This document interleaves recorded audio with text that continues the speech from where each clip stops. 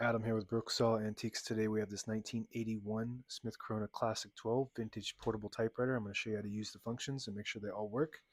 Made in the USA, and this is basically the last stretch of the golden age of typewriters. And beautiful color combination. It's like a brown mocha color with the cream, with the wood grain top front panel. That's when you know that it's an 80s machine. I don't think any 70s really had that wood grain style um, fashion for typewriters or vehicles or whatever. Up top is the adjustable paper guide. This helps you guide the page in straight. I'm going to line that up with the edge of the platen, which is the main roller that feeds the paper. This is the left margin. I'm going to set that around 0 and the right one around 85. And this is the paper support arm that flips up from the back. This is the paper bale that sits on top. It's got 2 adjustable rollers.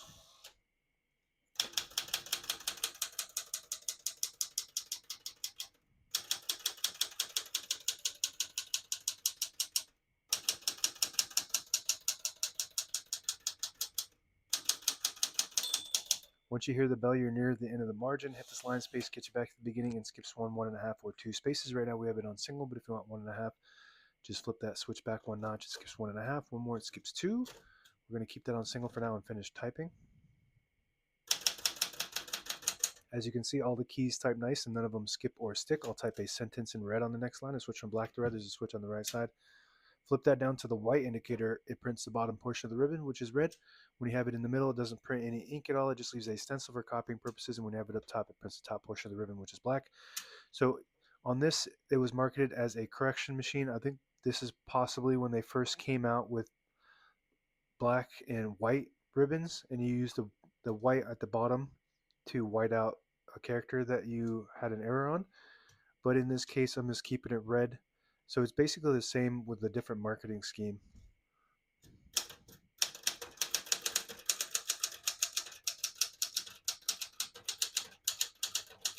Beautiful. So this is actually, even though it was made in the 80s, it's the same engineering as the other top of the line Smith Coronas. Beautiful print, beautiful engineering. So they somehow were able to keep up with that uh, professionalism after most of the rush was done. I don't know how they were able to do that, but it's a very well designed and engineered machine. To pull the page out easy, there's a switch on the right side. Flip that forward. It unlocks the roller underneath the platen, allowing you to pull the page out easier or load thicker paper like carbon copy or cardstock. Make sure you flip that back before you load the next page or else it won't load correctly. I'm going to put the color back on black and put this down for now. So, by the way, I do not really recommend, unless you really need to, putting a black and white ribbon on this. That white residue gets all over your machine and all over the keys, and it makes everything stick. So like it's not, unless you're unless you're swapping them out very frequently. Once they get old, it just starts to crumble, and then it falls through your typewriter, and then it's really hard to get that out. You got to really spend a lot of time servicing it or paying to get it serviced. In that case, in most cases. Okay, shift on each side, a shift lock on the left to clear that. Just hit the shift button again. Backspace on the left side, very good. Touch control to the left of that. Low, medium, and high. The higher you go, the more tension there is when you hit the keys. You do have to hit the keys harder for them to print, but they respond faster. The lower you go, the less tension. So you just want to play with that to gauge your preference. Up top is your tab function. Right now we have tabs set on 10 space intervals, so I'm just going to go through and clear each one of those one at a time. And basically this is the same as the Galaxy 12. Maybe it's just different colors that they use, different marketing. And it's the same as the Classic 10, but, excuse me,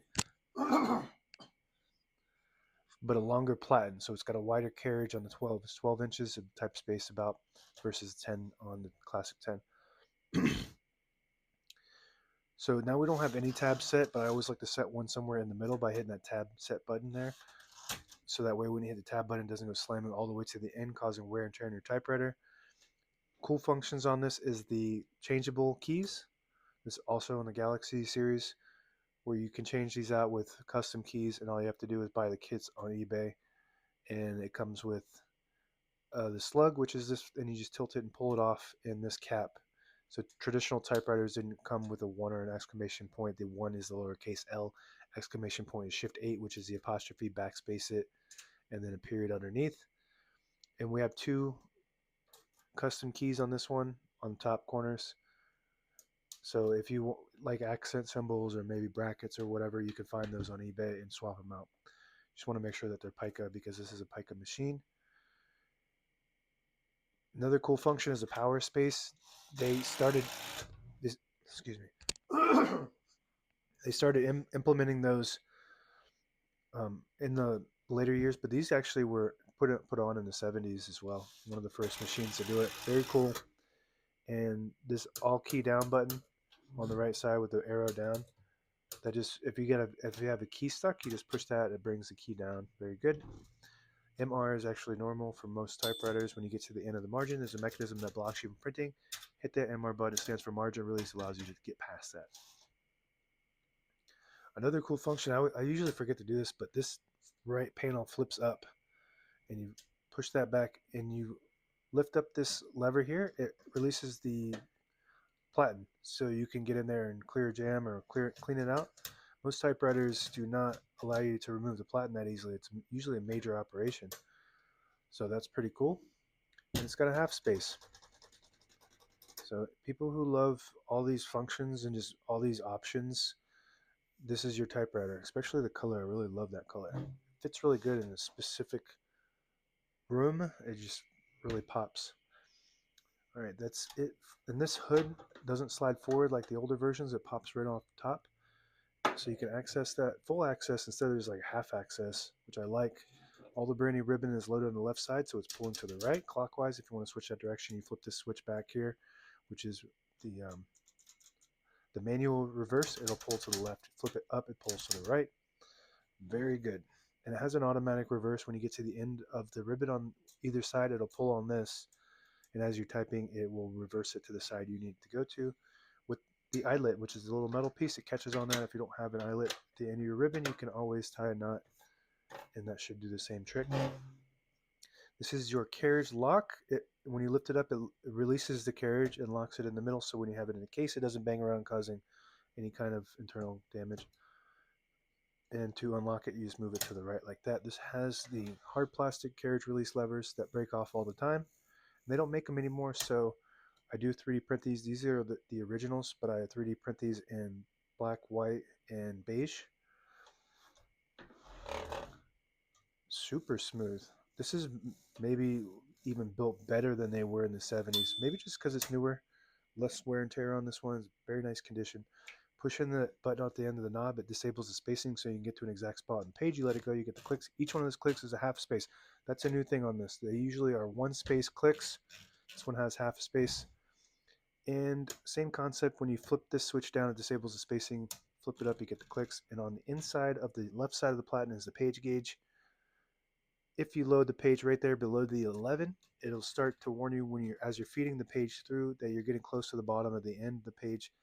That's 2 inches remaining, 1.5, 1 inch, and that's the end. And that's it. Now available on eBay or Etsy. Search Brooksaw Antiques.